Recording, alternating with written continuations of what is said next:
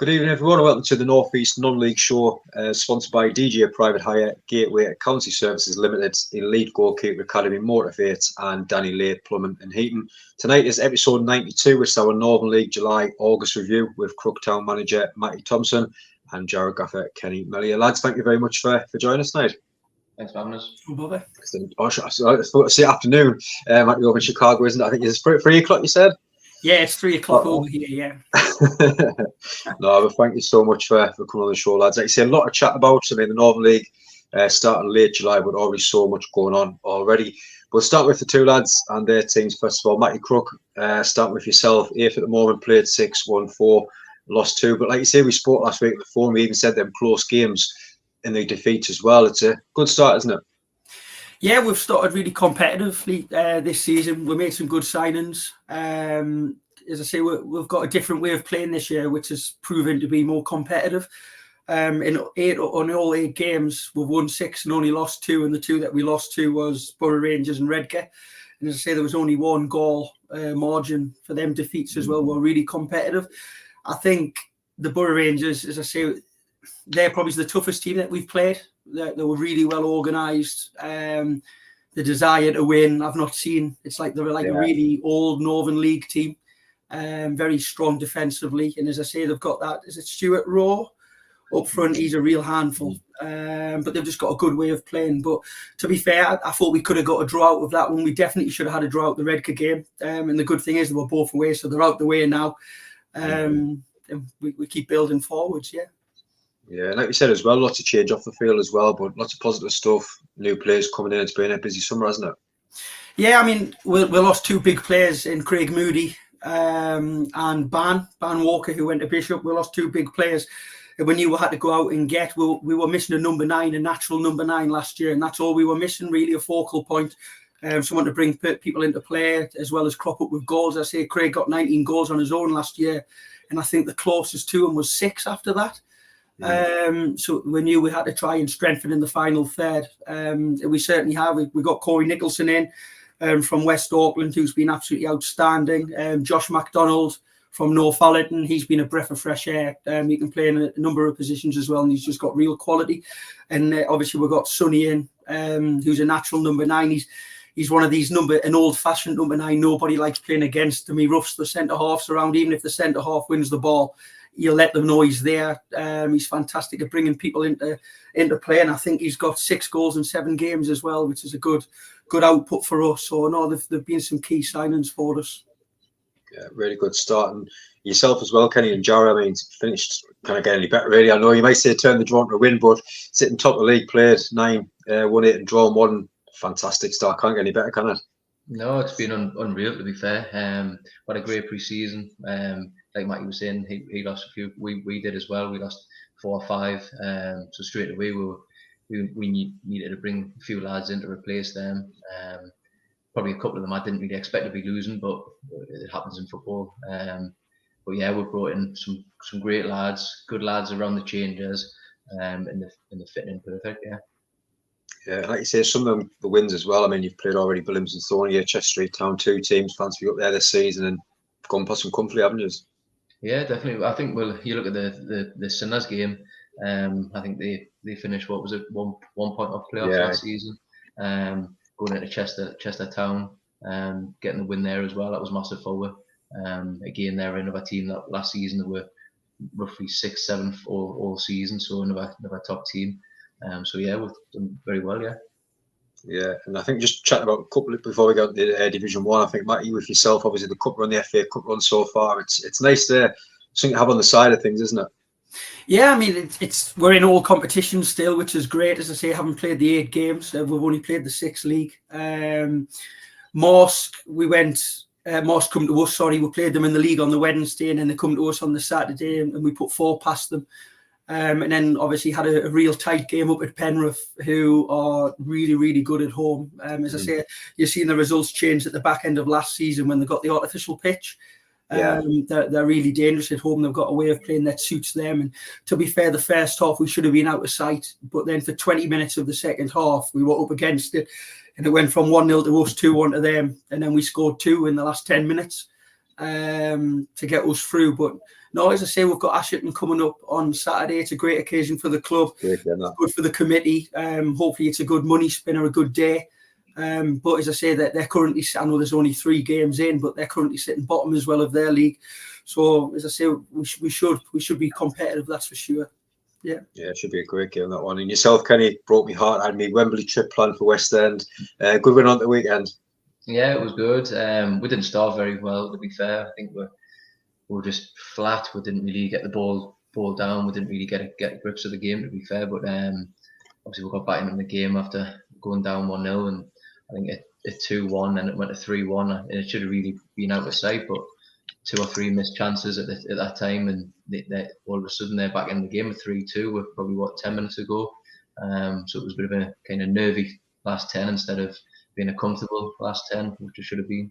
But no, they're a good side. We've actually got them again this Saturday, so playing them twice in a week, so it should be good.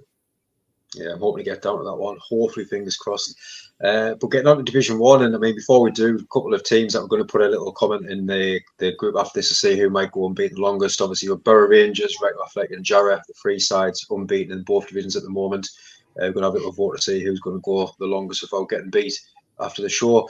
But starting Division 1, and Matty, obviously early days at the moment, but you've got the likes of Borough Rangers, Wrexham Athletic, both unbeaten up there. Borough Rangers, I mean, you touched on there, it's a very, very strong side. We know they're very competitive. They want to win every game. Obviously, we expect them to be up there for the wages and stuff, and the players that have gone there. You played both. I mean, you mentioned Borough Rangers. What were your thoughts on Wrexham so far? As I said, Wrexham are really well organised. I mean, the setup's absolutely unbelievable, and it's ready to go up. Obviously, they've recruited so well. And loads of people go on about the money. It's easy when you've got lots of money. It's easy to waste it as well. And to be fair, the lads that they've got in, they've all got nous to them. I'll be very surprised if they don't win the league, or certainly be first or second. It's just finding a way to win. As I say, the last 25 minutes we had them completely pinned back, which was credit to our lads, and their management were dead complimentary afterwards as well. They knew they were in a close game, and I think if there was another 10 minutes, we would have scored. We were certainly knocking on the door, and they were hanging on in there. But it's just finding a way to win. And when you look at the quality that they've got quality all over. And they've strengthened. But you've got to have certain management skills as well to manage them sort of players. So all credit to them. I know people go on and say, well, they're trying to buy the league and things like that. If that's what it takes, let them go and do it. But you've got to have the right management to go manage them sort of players, which they have. They seemed a good set of lads, to be fair, and I wish them all the best until the playoffs at home. Yeah, definitely. Kevin just planning Wembley trip there. He says Wembley, Crook and Matty. I hope that's for the FA Cup. That'll be a crack to get to there. And Kenny, I mean, some of the other teams just behind that, you expect to see obviously the likes of Marsk up there, Shildon, West Auckland, but it's great to see obviously Blythe Town coming up. And obviously we know Gavin's been in the show many times, but there's some really good sides up there, and they've really shown what they could do in that division, aren't they? Definitely. I think when you look at your teams like your Marsk, your Shildons, you know straight away they're definitely going to be up there. West Auckland, they were up there again last year, but Blythe, I think they've strengthened in the right areas that they needed to. They kept the main core of the group as well, who got them up there. So it's no surprise that they're up there as well. Yeah, I mean, out of some of them sides, if obviously Borough Rangers and Wrexham do start slipping, who do you think would be the team to kind of let's take our chance now and push on a bit more? I think probably will be Blythe. I think with the players that they've brought in, I think they've got that know-how to really give them a big push. So I think it's definitely going to be them up there. Like I say, the other ones in around them. But I think for me, it'll be Blythe. Yeah, it'll be a cracking game of the week, and I'm sure it's Blythe versus Wrexham. We're just putting the group there for our home or away result as well. And Matty, like we touched on before with the playoffs and the format, now it's always going to be kind of a dogfight in and around them areas. Obviously, teams want to get up there, but I think looking at this season, you're going to be kind of looking from 5th, pretty much all the way down to almost mid-table come the end of the season. There's always a couple of teams that will push as well, but it's just making it more exciting, isn't it, for teams, for fans, obviously not for managers, but I can imagine it's going to be a lot more like that towards the end of the season, more teams pushing on to try and get the last playoff spot. I mean, me personally, I think for fans it's outstanding. It's great. It gives you something to continue to play for, and gives more teams the opportunity to get into the playoffs, which is great. But if you finish second and then get knocked out of a team that goes up who finishes 5th, it's always happens, doesn't it? Wasn't it? As I say, going back to last season, you've got, I think Shildon pushed Bishop all the way, and then obviously mucked up in the playoffs. So for them, obviously, you look at that side, it's disappointing. For me personally, I don't like it, but it does have its positives, and the fact that it does keep the season alive. I suppose for me, the top 2 teams in the league should be going up. They're clearly the best 2 teams. But as I say, I'm certainly not saying it's not a good thing. Just for me personally, no. Yeah, definitely.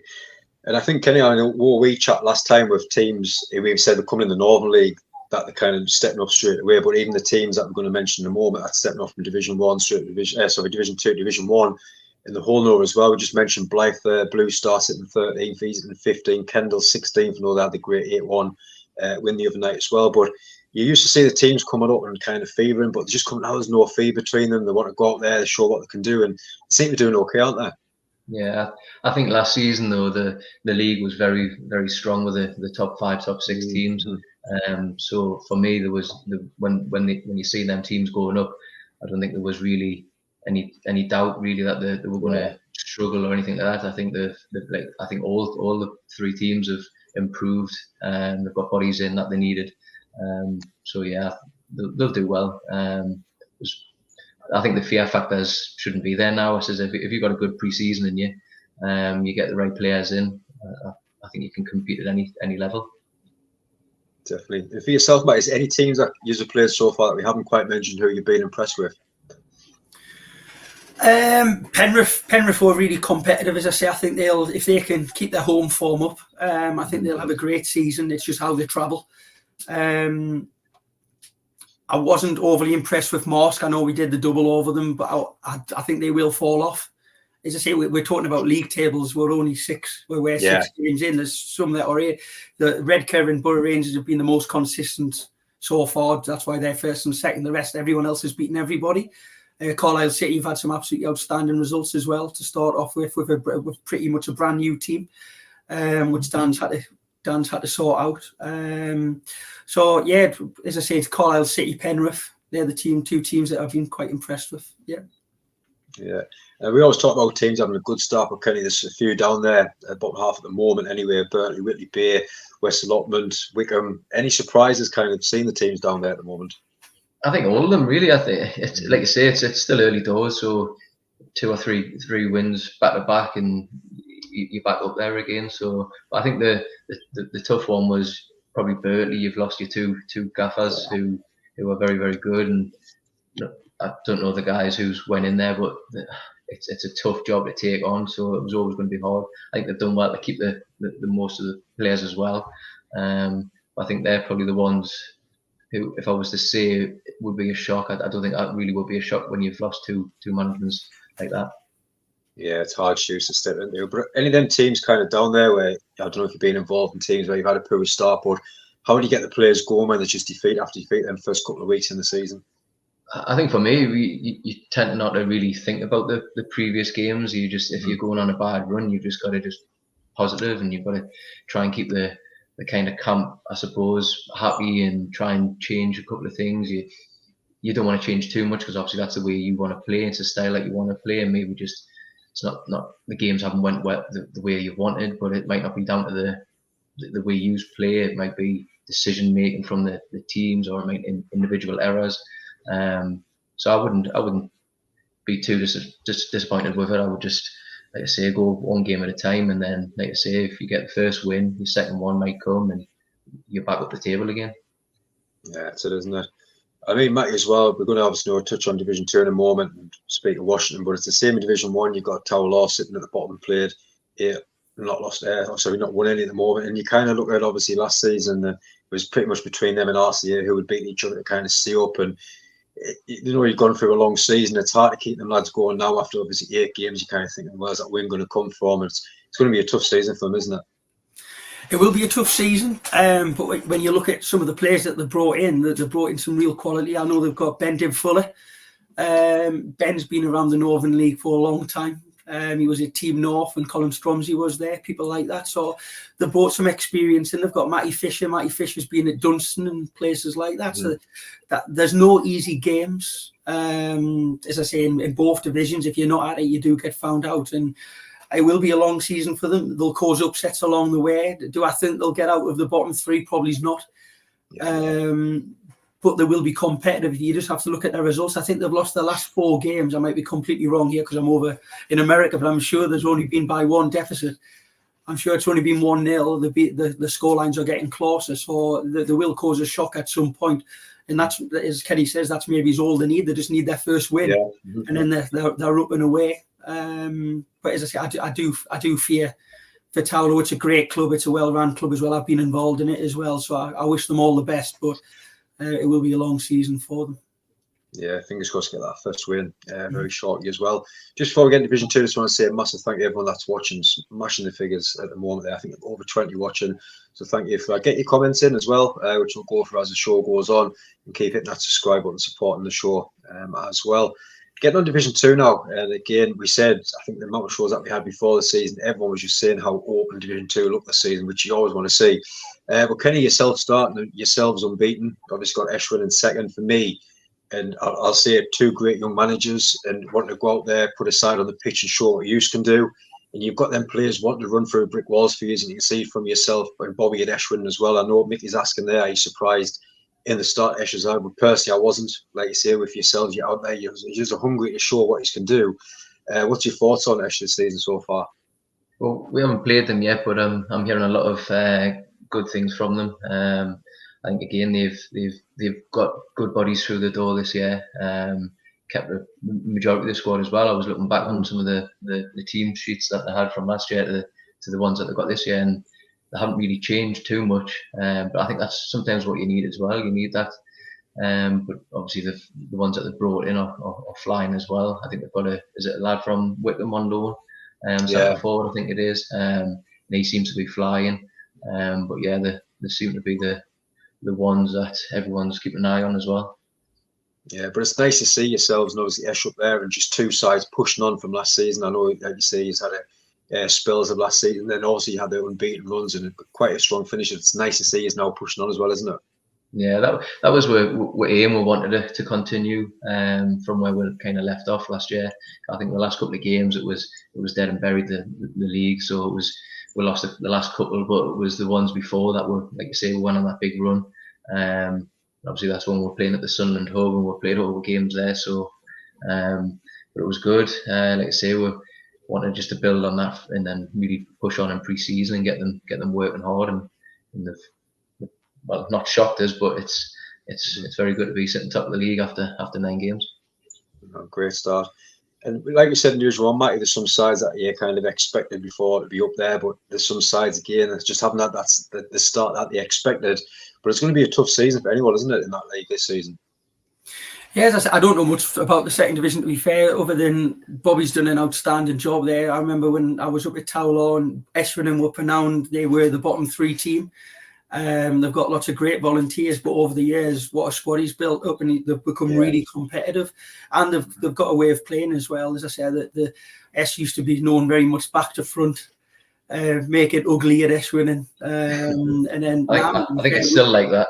Are they like that? Are they? I think they're still like that, but they get the results. It works exactly, doesn't it? It's what works for you. We played them in a friendly. I know it was only a friendly last season.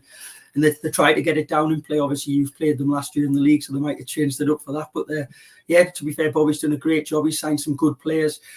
You look at the bottom teams, Washington again. Washington are going to have a tough season by the looks of things. As I say, there's a lot of rumours off the pitch with that club, isn't it, of the grounds and things like that. And it's what do you invest time in? Are they investing time in the off the pitch, or they investing time on the pitch? Do they want to actually be in the Northern League? That's the first question. Mm-hmm. Is it better for a club like that to take a step back to then take 3 or 4 steps forwards, or are you happy being in a dogfight all the time? You never want to see a team lose, but sometimes you do need to take that step back to then go 3 or 4 steps forwards. I hope I'm not speaking out of term there, because we've got some good lads, but when you're consistently down the bottom end of the table, there's a reason for that. And it's not always the players. It's going to be a long season. Evening, Imran. Thank you for watching as always. And Kenny, we just mentioned the new sides, obviously getting promoted up at Division 1, but even in Division 2, I mean, you look at the sides from last season that came up, Yard, FC Hartlepool, who again came up and now they're pushing on again. And you've got the new sides in there, Darlow Town, Alnwick and Grangetown. You've played all 3. What's your thoughts on them 3 new sides that came up? Yeah, well, we actually played them the first 5 games. We had three of them in the first 5. So it's one of them. I didn't really know much about Granger, Grangertown or Darlington, to be fair. I knew a bit about Alnwick with me having the kind of a past in the Alliance and things like that. So I knew a lot of the players still. But the other 2, I didn't know nothing about them. But I think all 3 of them are going to be good additions for the league. So they're definitely not going to be one of these 2-3 teams at the bottom that's going to be struggling. I think Annex proved that straight away. They had a little bit of a bad spell, but now they're back on it. And same with Grange and Darlow. I think Darlington will definitely be one of the ones that'll catch people's eye this year. I think they've got a very good team. I think they said that they didn't have everyone there against us, but that's football. We didn't have everyone the same, and it's just one of them, and you just get on with it. And but I think that all 3 will be definitely good additions for the league. Yeah, and did you say that win just take? I mean, Grangestown, the 5-0 the other night against Chester United, it's a massive win for them. I think that'll push them get a couple more wins as well. And I think what we talked about before, obviously teams struggling as well, Matty. I mean, in Division 2 at the moment, you see sides up and around there who will come on a bit stronger, but there is sides that keep pushing, obviously, the likes of Jarrett Esh up there, the likes of Horden, Wright and Chester Town, Williams and Sonia, that we just mentioned. But I think, like you say, as the weeks go on, they'll be pushing on as well. They'll be strong. I know a few have fancied the start of the season, but as you mentioned, you expect them to get stronger as the season goes on, don't you? Yeah, definitely. I mean, as I say, we've only just started the season, and it doesn't matter what you do in pre-season. Just talking about ourselves personally, we probably had an awful pre-season if you look result-wise, and the amount of people that come up to me and says, "How did you get beat off them?" You know, and it's one of them. You've just got to take it on the chin. You come back, and I'd love to see them people now. You know, when you are in form, when it matters, when there's points at stake. And pre-season for me is about getting minutes in the legs, finding a way to play that works for you, as well as getting new lads embedded in with the other lads. And it's what you do when there's points at stake. So you naturally grow better as the season goes, because you get a better togetherness. Obviously, you get into rhythm, form. Winning becomes a good habit, doesn't it? But losing becomes also a bad habit if you get into a rut. So naturally, teams will start picking up points as the season goes on. For me, Darlington Town, who Kenny mentioned there, I think they'll be right in around it. To be fair, you don't have a striker like Liam Jarvie and fade away. As far as I'm concerned, that they will get stronger. They've got some real competitive players and some hurtfuls with high quality as well. But Jarvie, to be fair, I'm a big believer you're only as good as your strikers, and if you've got a striker like Jarvie, he's going to score goals, and he can score goals out of nothing as well. So I expect them to be right up there if they want to be. Yeah. And Kenny, I think obviously you look at kind of January, February time, and we talk about the playoffs in Division 1, but I think in Division 2 it's going to be even more open. I don't know we said how open the season's going to be this year, but I think it's going to be one of those where anyone's going to beat everyone. And I think it was the Tuesday scores, I think it was, we put it on in the group, and everyone just said, wow, there's some shock scores here.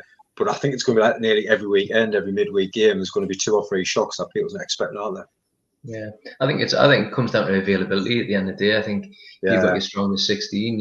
You're always going to compete, but you look at injuries, suspensions. All them have big factors in it. Like I say, if you go on a big run, you're back up there. If you're not on a run, you're down there. So it's just how the season pans out for your team, I suppose. Like you say, it's far too early to say who's going to be in the top 5 and top 6 or whatever come January, February. I say we just take one game at a time and just enjoy the moment that we are in at the minute, and hopefully when it comes at the end that we're still there. But like I say, it's just one game at a time for everyone, I think. Yeah. And I think, Matt, we've got to touch on obviously the support and just for every single club in the Northern League, and the fans and the crowds. And you've seen the numbers. I think might have been last Saturday. Some of the numbers. I mean, you've seen what you get with Crook as well. And when you start getting that bit of momentum going, and you're seeing obviously professional football now, I think VAR and the pricing is just kind of getting fans sick, and you're seeing more and more fans coming down. I know obviously now being on the committee at West End, we're trying to get. Obviously, it doesn't help where Sunderland's had a good start, but we're trying to get some of them fans to come along and have a little look. 3 unbeaten at the minute with Bedlington, Alnwick and Billions and Thorny. It's them big wins where we kind of say, right, this is what we're doing against these big clubs. Come down and watch, and it's nice to see now the numbers growing in the Northern League, isn't it? No, it's great. Every club needs fans to survive, and obviously everyone appreciates what they do. As I say, who wants to go to some of the grounds when it's the middle of the winter and things like that? But the players, they respond from it. They're the 12th man, aren't they? Speaking on Crook alone, I mean, they had 270 there last night, which is amazing. Do you know what I mean? The players do react to that. I mean, when they hear their names getting called, I know it's just semi-pro football, but it does give them the extra 5 or 10%. Yeah. You know what I mean? It lifts everyone. But just go more deeper. You know, without the fans, the clubs don't run to the. So everyone's respected who does go to watch Northern League football. And to be fair, me personally, I much prefer watching a local game, a Northern League game, than I do watching a professional game, going to watch Southampton or Newcastle, something like that. As I say, you've got 22 lads giving their all for their local club, for each other, honest lads.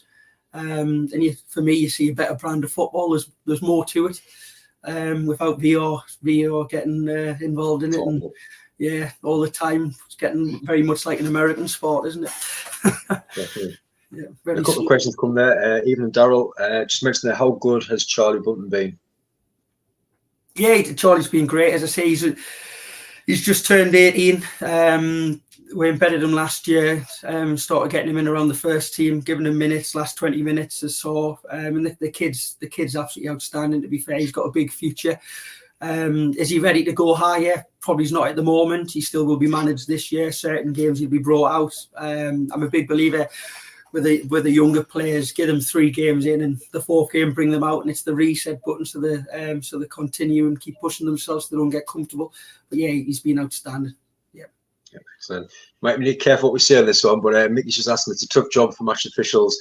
Whether in the new league or season, but out of interest, what's your opinion so far on the match officials this year? I mean, I must have to mention, obviously, I was at the Billingham-Thonia game on Tuesday night against West End, and just doing a few bits for the vlog, and there was a ball played through, and it must have been 10 yards offside. Kind of put my camera down because I thought it was going to blow for offside, and all of a sudden the linesman said, "Nope, play on. I've got to get my camera up as quick as I can." And some of the decisions you can see from a mile off, but I mean, from what you can say, how's it been so far for you? I don't think they do fitness tests, put it that way. I think that needs to be looked at. We've had some awful ones, to be fair, decision-wise. But it's for both teams. It's not just for us. It's for both teams as well. And it does hurt the game. It spoils it. But I wouldn't like to be in the middle. Definitely not. No. Yeah. Yourself, yeah, me personally, I've given myself a big challenge this year that I don't particularly want to speak to them until it's after the game. I've tried my best to take a step back. You're not going to change their decisions, are you? You know, it's people say, "Oh, the decisions balance themselves out over a season." They don't. Maybe over seasons. But yeah, without them, there's no game, isn't there? So exactly. Yeah. Leave them be. Just got to take it, don't you? That's right.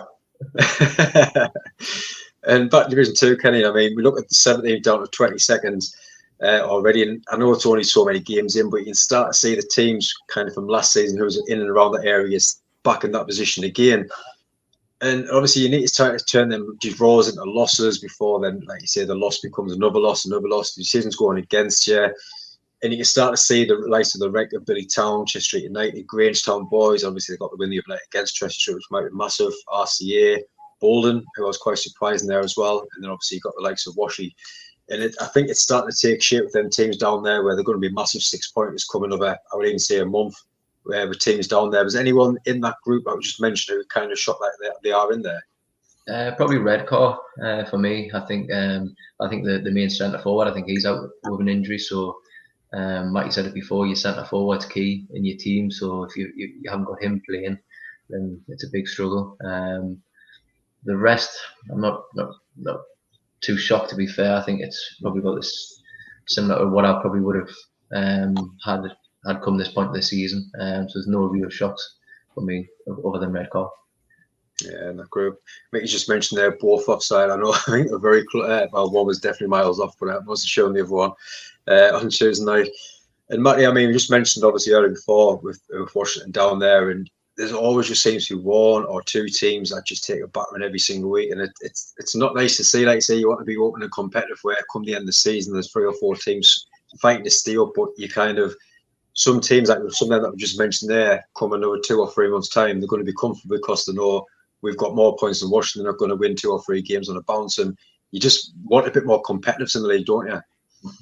You do. I mean, it's just the pyramid. It's the way the pyramid system works, doesn't it? You know, you lose good Northern 1 teams out, and then they come and get the better players from Northern 1, don't they? And it's a knock-on effect, isn't it? Then Northern 1 teams look at Northern 2 teams and say, well, we'll take this person, we'll take this person. And it's just the way it is, unfortunately. Yeah, you want more competitive. I think, to be fair, I think the first division this year is a lot more competitive than what it was last year. Or certainly the 2 previous years that I've been involved. I think this year it does seem to be shaping up more competitively. I would also not know much about Division 2, but I do think that will be more competitive this year when you look at the teams that are, I mean, Horden are still in there. They're going to be in and around it come the end of the season. Obviously, Kenny's done a fantastic job at Jarrett, who were always that mid-table team, to be fair to them. Ever since I've known them, and it's great to see another team that's going to be into the mix. Yeah, and then you've got Chesley Street Town, Darlington are going to be in and around it. Bilnham Symphonia, don't rule them out as well. They've got some very, very hurtful players that are playing for them. So I think both divisions, as much as we've lost a lot out of Northern 1 and a lot have come into it from Division 2, I still think both divisions are really competitive. Yeah. Mick, you just mentioned there about the crowds. What do you think clubs can do to attract more local people and kids to the football non-league games instead of watching the big clubs? Like you say, location, huge, massive factor. Like you say, if you've got the teams in Newcastle, if they're doing well, you're going to lose people. If Sunderland start well, the likes of us, see them, RCA are going to lose fans as well. I know we've tried, obviously, to start the Club 25 thing. It's more about getting the local companies on board. We started doing like the match sponsorship games and ball sponsors, like £10 and £25 instead of the massive sponsor deals to try and get more local people just involved as well. And we're hoping to have a day, I think it's against the Washington game, next month, where everyone that's done the Club 25 donation, they're going to come down. We're going to put a bit of food on for them, and hopefully that'll just tie more strings for sponsorship going forward. We're going to invite all the youth teams down. I think there's 25 youth teams that we've got now. Get them to walk out with the players, do something at half time, and just try and get the community back together and try to smash that 200 attendances. But I mean, for your own clubs, kind of what are you doing for the area and getting the youth team and stuff involved? Yeah, for us, well, obviously we don't go silly on the prices for tickets. Same with the food prices as well. I think I think one of the best in the league for how cheap we offer the food and things like that. I think they're massive. You can get like your full on food for the full match, £5-6 quid, and you're looking at a tenner for a game and all your food and your drinks, and it's not bad. You go to your Newcastle or your Sunderland game, you're looking at 30-40 quid minimum. Crazy, So it's a massive difference, but yeah, keeping the cost down as much as we can. Obviously trying to make a profit from it as well, obviously, but not to go crazy. I think that's a big thing from us. Yeah, I think it'll cook as well, mate. Like you say, the crowds are big anyway, and if you can get even more, and it's going to be more better for the club, isn't it? Yeah, I mean, Crook's a place when you're doing well, you get well supported. You get well supported all year round, but the attendances you do tend to see them do creep up, which is just a natural thing, isn't it? People come to watch good games of football. We've had a big push, in particular Chris MacDonald and Helen. They've had a big push of working with the junior setup this year, inviting them to local games. We've even come up with an idea. They've come up with an idea, where we'll get a first teamer to go to their training session and deliver a little bit of their session as well, and then get them along on a match day, become mascots, ball boys, etc., ball girls, and just get involved that way. Obviously, we've got a reserve team this year, which has helped as well. So the reserves are actually playing at the Mill Field for certain games. Although their home pitch is just opposite the Mill Field, but it's once they've finished with them being an earlier kick-off, they can actually get into the ground. There'll be food put on for them there as well. So there's that connection. But the big thing is just, like you said, it's making it a community feel. Without the fans, without the community, but they've got to see an exit route, haven't they? Especially if you're a junior, if they can come and watch the first team play and say, right, this could be me one day, you're more inclined to get them to come back, aren't you? And that's what it's about. But no, we're having a big push to work with the junior setup this year. That's great. Lots of positive news coming from Northern League, and I think obviously with the new pink paper coming back out, and we're going to try and work with them as well. And I know we've got a show next week to advertise that. It's just pushing the league and hopefully get more advertising clubs, and it's just going to help with sponsorship deals. And I think hopefully going forward, making this lot of the league much stronger for everyone as well. And just before we go, just back to yourself, Kenny. I mean, obviously, I say a great start. What's your hopes now, kind of going on now towards the getting up towards that winter period, always the hardest one, isn't it? Well, for us, it's just obviously keeping it going. Obviously, we're loving what's happening at the minute, but we'll just keep, as long as we're focused on the next game and just keeping the right plan and not get too carried away. That's definitely what we're trying to push into the lads, not to get carried away with it. But yeah, we're enjoying it. So yeah, hopefully we can keep it going. Obviously, the aim at the start of the season, that I think like majority of managers would have been playoffs or promotion, and that was us as well. We've set with team up to be that team, to be in the playoffs come the end of the season or promoted either way. So yeah, for us it's definitely been there. Yeah, and I think obviously you cut rescore. I think it's nice to make a bit of noise, and obviously you've had a great start, and all of a sudden, bang, Levi's back, and it's just saying, right, we've had a good start. This is what we're going to do now, and it does send like shockwaves around the league and say, oh, hey, they've had a good start now, a new signing coming in, and it just helps things, doesn't it? Oh, huge! Obviously, losing him in pre-season was always knew it was going to be hard to keep him. Top goal scorer in the Division 2, I think, for the last 5 seasons or something like that. So it was always going to be hard, but then didn't expect him to come back so soon. But obviously we love him at the club. He's been a massive addition for last season and this season. He's got seven assists and 4 goals or whatever it is in 3 games. So we know he's quality. So yeah, it's a good addition forward, and hopefully a couple of more bodies in that'll see we're through the season as well. Yeah, and yourself, mate, like I say, another great start. Obviously, the FA Cup run. What's your aims now going forward? Just to better what we did last season. To be fair, there's no pressure on us as long as there's an improvement. Obviously, we finished 12th, which was the highest the club's ever finished in Northern 1 last year. So me personally would be top 10. There's nothing stopping us being in and around it though. But as Kenny said, it's about taking each game as it comes. I mean, we haven't played 10 games yet. We've only played 6. So take each game as it comes. Let's be competitive in every game we can be in as many competitions as we can be. And you know, you talk about squads. I mean, everyone will be the same. There's no excuses here. We've never had a full squad as yet. And the fact that this is the holiday season time, isn't it? There's always people on holiday. There's always people injured. So until that all settles down. But for us, it's just the same. Each game as it comes, and we'll see where we'll be at the end of the season. Yeah, Mick, you just mentioned there, Cruxel has the best burger in the league. I know I was going to try and get the fans to put all the pictures of the food in over there one weekend to see vote who's got the best food. I'm sure the food team leaders will have their opinions on it as well. And he's just mentioning great stream, lads. Yeah, and like you say, Kenny and Matty, thank you so much for coming on. I know it's been a very, very busy start of the season, so thank you for giving up your time and coming on the show tonight. We wish you the very best luck for the season as well. Thank you. Cheers. Thank you. Thanks for having us. Excellent. And again, everyone, thank you so much for watching. Like I say, please keep supporting your local sides as well. It means so much getting down and watching them, so please keep supporting them and the show as well. I hope you enjoy the rest of your night as well.